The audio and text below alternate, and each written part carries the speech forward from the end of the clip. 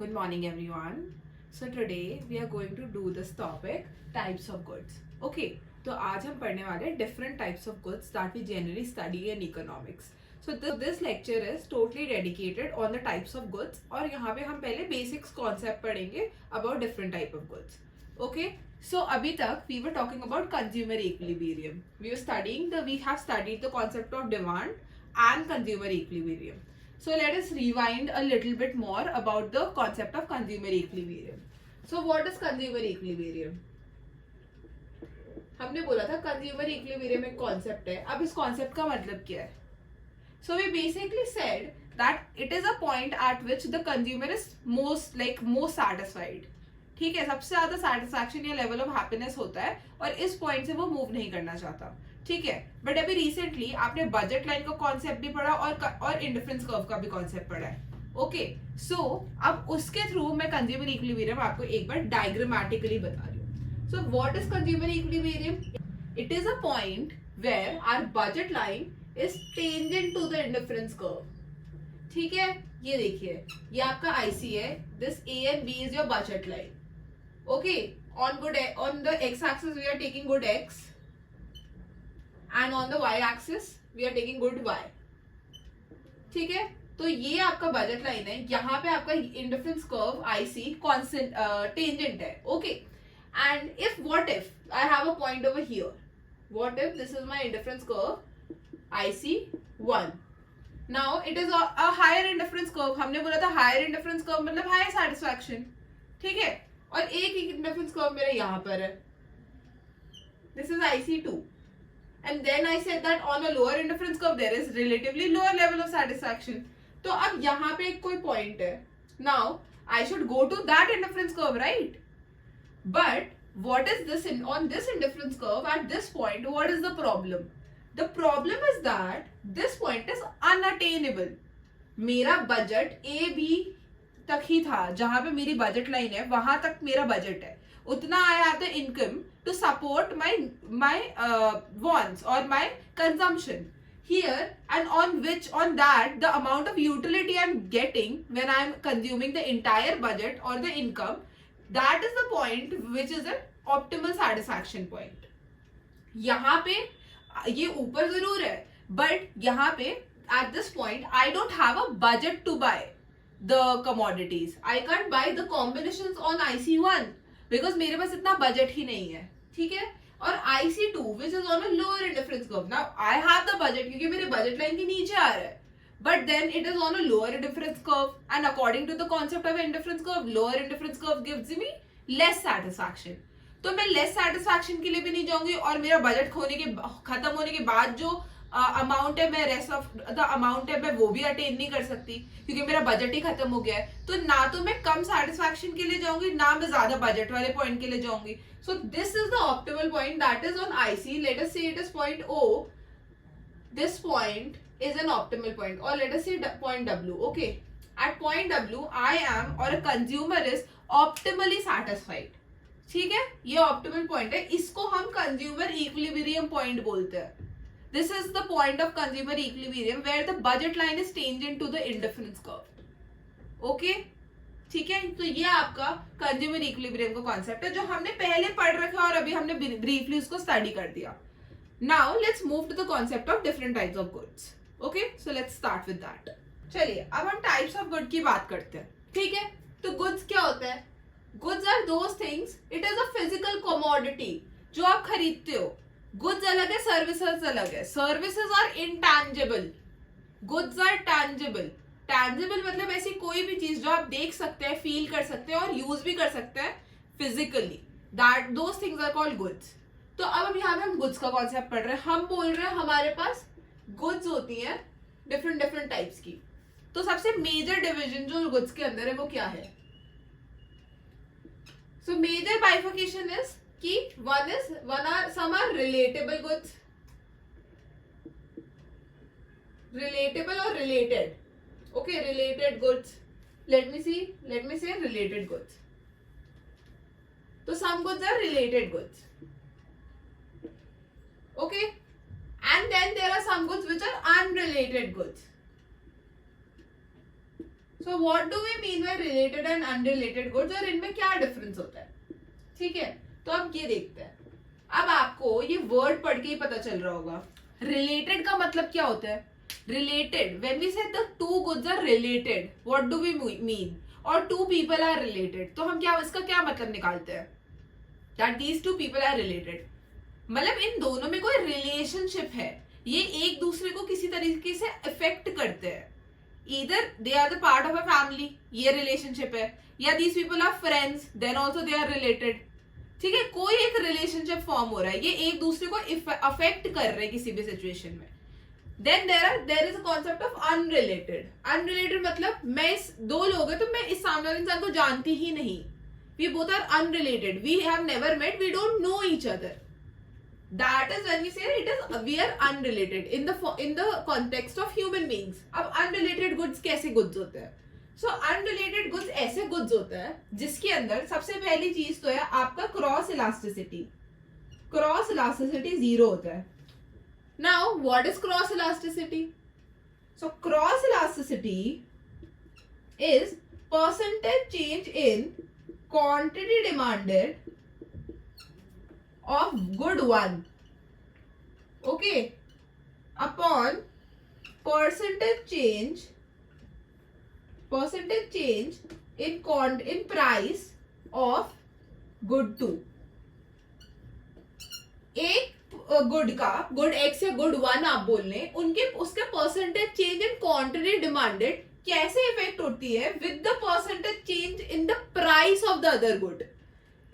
Other good का price change होने से क्वांटिटी डिमांडेड कैसे चेंज हो रही है इस गुड की। ठीक है, आप यहाँ पे गुड टू की जगह अदर गुड भी देखेंगे, बहुत जगह पे लिखा हुआ अदर गुड। तो मैं दूसरे गुड के प्राइस का इफेक्ट इस फर्स्ट गुड पे देख रही हूँ, मैं गुड बी के प्राइस चेंज का इफेक्ट गुड ए पे नोटिस कर रही हूँ। That is cross elasticity. तो इसमें आपको क्या दिख रहा है कि गुड ए और गुड बी में रिलेशनशिप है, गुड वन और टू में रिलेशनशिप है, बट वी आर सेइंग कि यहाँ पे क्रॉस इलास्टिसिटी हमारी 0 है।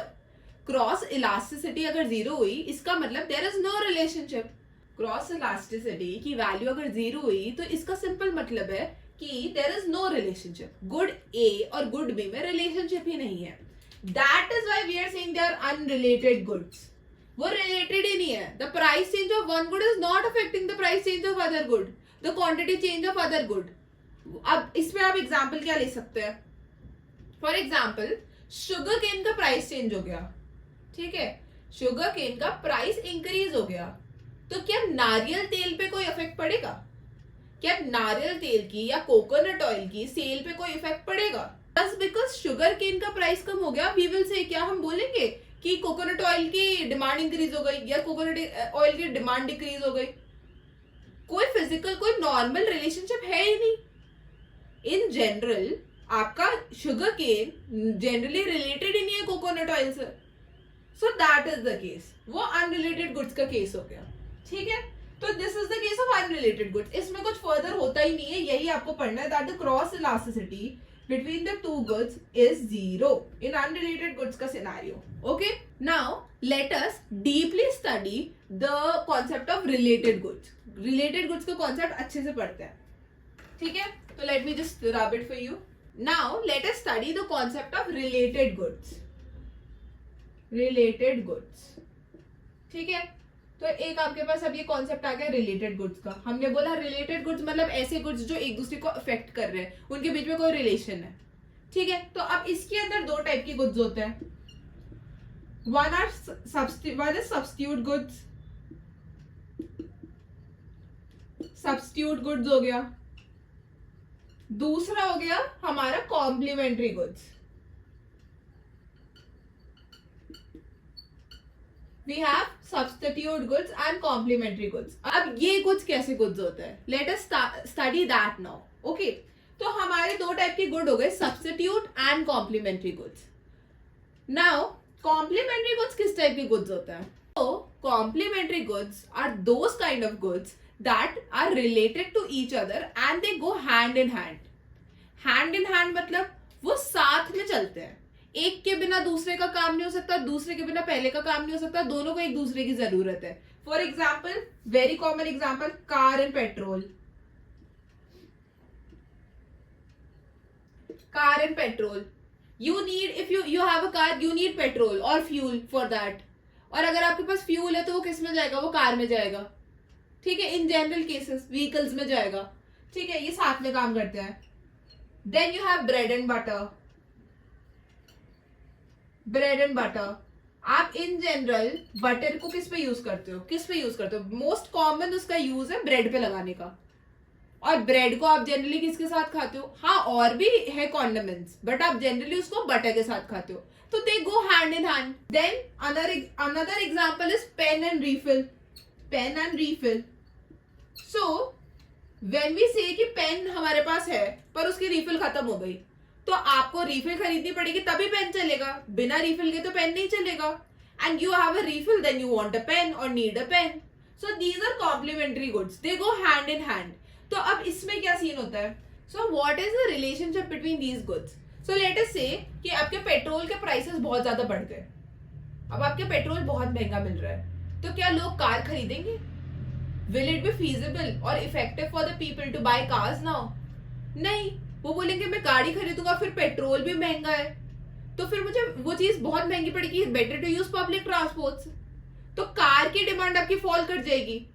पेट्रोल का प्राइस इंक्रीज करने से the quantity demanded of car will decrease. Similarly आपका बटर बहुत महंगा हो गया, बटर का प्राइस बहुत महंगा हो गया. अब लोग क्या बोलेंगे कि बटर का प्राइस बहुत महंगा हो चुका है तो मैं और बटर और ब्रेड लगाऊंगा, ब्रेड बटर खाऊंगा. नहीं, बटर इतना महंगा हो चुका है that people are shifting into to chapatis now. They are saying कि ब्रेड में तो बटर लगा के ही मजा आता है. अब ब्रेड की क्वांटिटी भी कम खरीदने लग गए, क्वांटिटी डिमांडेड ऑफ ब्रेड भी रिड्यूस हो गई. सिमिलरली अगर आप रीफिल की बात करें, पेन एंड रीफिल, अब रीफिल का प्राइस बहुत इंक्रीज हो गया, रीफिल बहुत ज्यादा बढ़ गई, या पेन का प्राइस बहुत इंक्रीज हो गया, लेटर से पेन का प्राइस बहुत इंक्रीज हो गया, ठीक है. अब पेन का प्राइस तो बहुत इंक्रीज हो गया, तो लोग क्या बोलेंगे कि चलो रीफिल ले लेते हैं और रीफिल से लिखेंगे. Is it possible? पतली पतली रीफिलों से लिखना, you need a body, a pen to write from those refill. तो रीफिल का भी क्वांटिटी डिमांडेड कम हो जाएगा कि अब लोग पेन से पेंसिल पे शिफ्ट हो गए, पेन का प्राइस इतना बढ़ चुका है, लोग पेंसिल से लिख रहे हैं. तो जब प्राइस इतना बढ़ गया तो अब लोग रीफिल भी खरीद के क्या करेंगे, तो रीफिल की क्वांटिटी डिमांडेड कम हो गई. So these are complementary goods कि price increase और price change in one good affect inversely to the quantity demanded of the other good. एक का price increase होने पे मेरा quantity demanded of the other good कम हो रहा है. That are complementary goods. ठीक है. अब इसमें भी क्रॉस इलास्टिसिटी का कॉन्सेप्ट है. Cross elasticity of complementary goods is less than zero, कम होती है जीरो से. क्यों? क्योंकि हमने अगेन भी said that cross elasticity is percentage change in quantity demanded of one good upon percentage change in price of other good. तो वापस इनवर्स रिलेशनशिप है. प्राइस जैसे इंक्रीज हुआ दूसरे गुड का, हमारी क्वांटिटी डिमांडेड कम हो गई. रिलेशनशिप है, नीचे वाली वैल्यू इतनी बड़ी हो गई, इतना प्राइस इंक्रीज हो गया कि हमारी क्वांटिटी डिमांडेड की वैल्यू उससे छोटी हो गई. कंपैरेटिवली इतनी छोटी है. जब डिनोमिनेटर की वैल्यू बहुत बड़ी हो जाती है तो आपकी, और न्यूमरेटर की वैल्यू छोटी होती है तो आपकी वैल्यू बहुत बहुत छोटी आती है. तो क्रॉस इलास्टिसिटी की value is smaller than zero.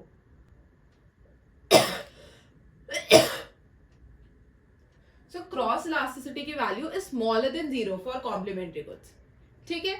Now let us talk about substitute goods. Okay, let us talk about substitute goods. So when we are talking about substitute goods, what are we talking about? What are the examples of substitute goods? एक बहुत common example, Coke and Pepsi. Coke and Pepsi हो गया आपका. Then you have different kind of detergents. So let us say Surf Excel. Surf लिख रही हूं मैं उसको, Surf Excel and Rin.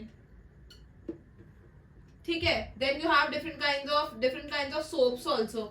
So let us say Lux and Lifebuoy. ठीक है. तो ये आपका कॉम्प्लीमेंट, ये आपके सब्स्टिट्यूट गुड्स हो गए. Why are they substitute goods? अब यहाँ पे क्या सिनेरियो होता है, तो फर्स्ट ऑफ ऑल तो इनकी क्रॉस इलास्टिसिटी आपकी होती है greater than zero. Cross elasticity of substitute goods is greater than zero because when we are talking about substitute goods, we are saying that increase in price of one good leads to increase in the quantity demanded of the other good.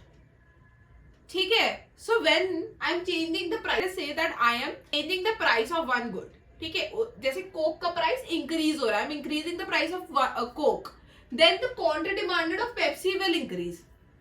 Coke की price increase होने से quantity demanded of Pepsi हमारी increase हो रही है. क्यों? क्योंकि Coke अब 40 की जगह 60 रुपीज में बिकने लग गया और उतना ही अमाउंट ऑफ पेप्सी हमें अभी भी 40 का मिल रहा है. तो पीपल आर लाइक कि they taste similar, they look similar, तो मैं पेप्सी खरीद लेता हूं और इसलिए पेप्सी की डिमांड इंक्रीज हो जाएगी. सिमिलरली अगर मेरे रिन की प्राइस बहुत इंक्रीज हो गई तो मैं सर्फ खरीदने लग जाऊंगी, तो मेरा quantity demanded of Surf will increase.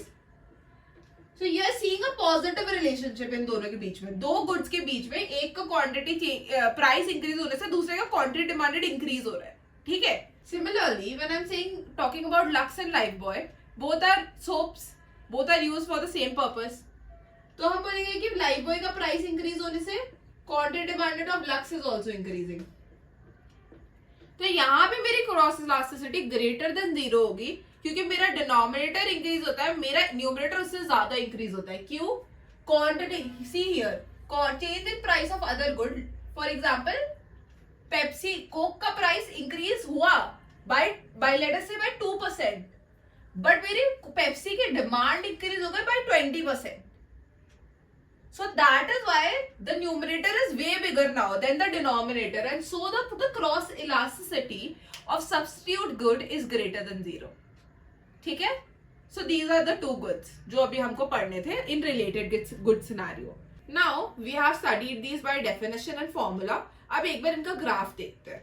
Okay? Let us see the graph of both the goods. तो अब हम ग्राफ बनाते हैं of substitute and complementary goods. Okay, so there are two goods, substitute and complementary goods. So we are making the graph when X and Y goods are substitute goods. X and Y are substitute goods. Substitute. Okay, these are the substitute goods. And when X and Y are complementary goods. Okay. So when they are complementary goods and substitute goods, तो हमारा graph कैसे बनता है? तो आपने देखा price of X, let us say price of X के increase होने से आपका quantity demanded of Y is also increasing. So there is a positive relationship between the two. And here with increase in price of x, the quantity demanded of y is decreasing. So there is a negative relation between the two. ठीक है? यहाँ पे inverse relationship है, यहाँ positive relationship है. तो आप graph लीजिए, then you make price axis, price over here px, and then I'm saying quantity demanded. तो मैं यहाँ पे demand of y लिख रही हूँ. ठीक है? सिमिलरली मैं यहाँ ग्राफ बनाऊंगी, price of x, price is on the y axis always, और क्वांटिटी डिमांडेड ऑफ y हम यहाँ लिखेंगे ऑन द x एक्सिस. ठीक है? तो हम बोलेंगे when they are substitute goods. तो जब सब्स्टिट्यूट गुड्स का केस है तो हमारा ग्राफ कुछ इस तरीके से बनेगा. This is the case of substitute goods. Price के x के प्राइस इंक्रीज होने से quantity demanded of y is increasing. Again the price of x is increasing, quantity demanded of y is increasing. वो and this goes on. ठीक है? So it is, the graph will look something like this. Then when there is inverse relationship और हम complementary goods का case बना रहे हैं तो हमारा ग्राफ कुछ ऐसा दिखेगा. Here I'm saying when the price of x, here I'm saying when the price of x is less, low, quantity demanded is more. When I'm increasing the price of x, quantity demanded is decreasing. आप देखो, price increase करने से quantity demanded में reduce कर रही हूँ. यहाँ पे प्राइस इंक्रीज करने से क्वांटिटी डिमांडेड भी इंक्रीज हो रहा है. Okay, so this is the graph, these are the graph of X and Y, complementary and substitute goods. Okay.